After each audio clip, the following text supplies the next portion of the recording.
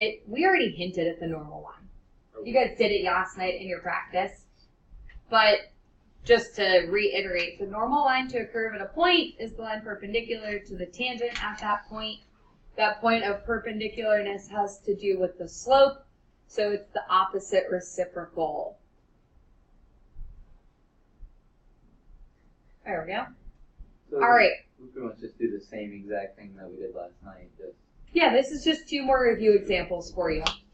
So that's what I said when we, yesterday, we're going to do these last 2 problems in our notes. I was like, it's not a big deal. It's identical to what you're going to do on the homework. And now I just want to, again, reiterate the process. So it says, write an equation for the normal curve, f of x equals 4 minus x squared at x equals 1. So the idea is that x equals 1 is our a. In order to write the equation for the normal, we have to still find the equation of the tangent. So we're going to take the limit as h approaches 0 of 1 plus h plugged in. So you get 4 minus 1 plus h squared minus f of 1, which would be 4 minus 1 squared, all over h. So again, just being cautious of our signs, 4 minus 1 squared is 3, and then you have your negative that distributes. So we have the limit as h approaches 0 of 4 minus 1 plus 2h plus h squared minus 3 all over h.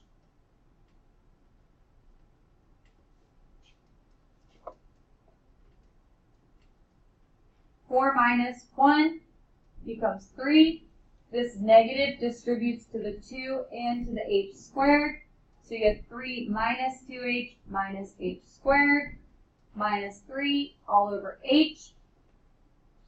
What's nice is those 3's end up canceling again.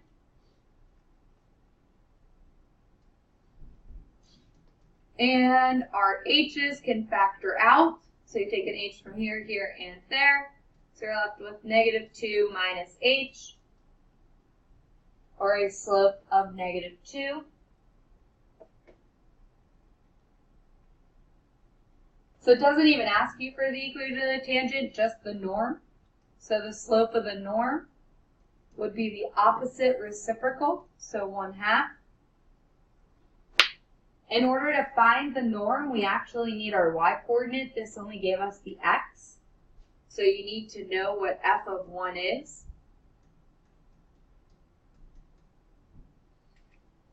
So the equation of the norm would become y minus 3 equals 1/2 x minus 1.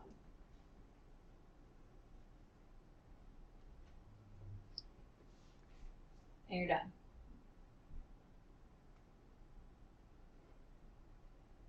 They're not going to specify what form you have to be in, so why risk making an algebraic error? You can leave it in point slope form. Does that make sense?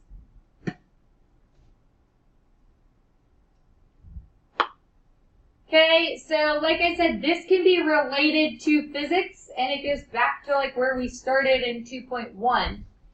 Average velocity and instantaneous velocity are essentially the slopes of the secant and the slope of the tangent. So average velocity, or speed, is the slope of the secant. Instantaneous velocity, or speed, is the slope of the tangent. So you could be given an example like number 1 at the bottom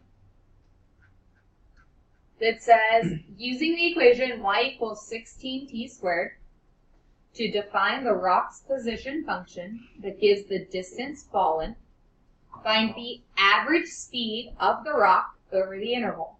So average speed means we're finding the slope of the secant. We literally did this last week. Okay. I was just saying. Like this exact same formula? We took the root. We use it easy. Okay, so the slope of the secant would be this point here, which is 1 plus h. minus f of 1, which is here. So again, we're plugging into this equation up here. All over 1 plus h minus 1. So you have 16, 1 plus 2h plus h squared minus 16 all over h, because the 1's cancel. Distribute your 16.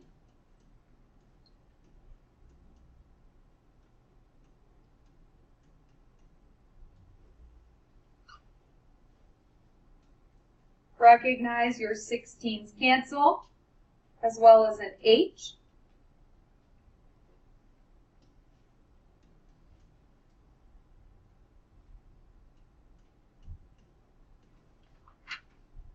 And we get that the average speed of the rock over any interval is 32 plus 16h.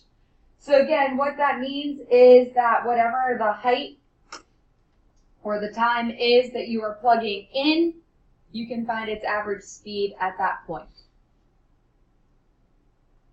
If you wanted to find instantaneous speed, so do we know like the difference between average speed and instantaneous speed? Like, do you understand them? Yeah. So like, if you're driving, let's say on the highway, your average speed should be the speed limit. So like, 95. your average speed should be the speed limit. So let's say you're on 79 and you're going the 55 miles per hour you're supposed to go. That is the that is the speed limit of 79 in this area. Okay? Your average speed should be 55. Let's say you're going past the mile marker for, Houston, and you realize you look down at your speedometer and it's 62. Oh no. That's your instantaneous speed. Your speed at the instant you are passing that mile marker is your instantaneous speed. The real problem is you can still read the sign. Not real fast. You can read the sign. Your speedometer has a GPS. 62, like, Yeah. I know. but like, Yeah. I'm 75 pretty is sure the some average speed people. on that. I'm pretty sure like times the are average is 80. Yeah. Because like I do eat the Bridgeport to get my haircut, and I still like I have They fly at 75. 65 and 70 I go like west of the highway where the highway splits to in one, like 79, up near going Wexford. 79. Yeah. My dad. 370. All right, I'm going 370. bring it back. I'm sorry I brought up driving. 370. So find the speed of the falling rock at time t equals 1 second. So now we want instantaneous speed at 1 second.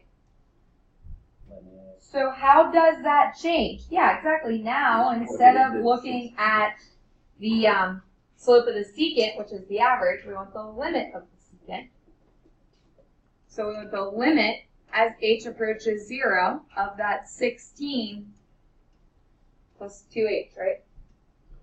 Nope, 32 plus 16h. That's getting crazy.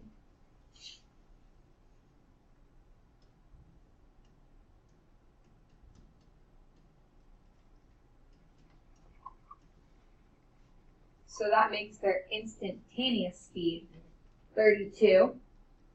16, what's our units? You should know this from physics. You got two choices. Meters per second. That's the 9.8. Wait, 9.8? What? Like when you use 9.8, that's per meters per second. When you use 16, Oh, that's miles per hour. that's feet per second. Oh, never mind. I'm not. Wait, how is 32 plus 16 times 1 equal to 30? It's not 16 Oh, times 1, it's it's 16 0. times 0. Sorry. We already plugged the 1 in on the previous step because we said 1 plus h and the starting point was at 1. I don't even have a tier H versus. You're fine. Wait, if it asks for like find the speed at like t equals 2 seconds, would you have to go back and redo the Yes. top part? That's why yesterday I showed you like that one example and I did it with like a number plugged in and then I showed you the example with the a plugged in. So if you knew you needed to find multiple slopes, you're better to do a plus h minus f of a than you are to plug in like a number. So you can always find it in general and then plug in a point.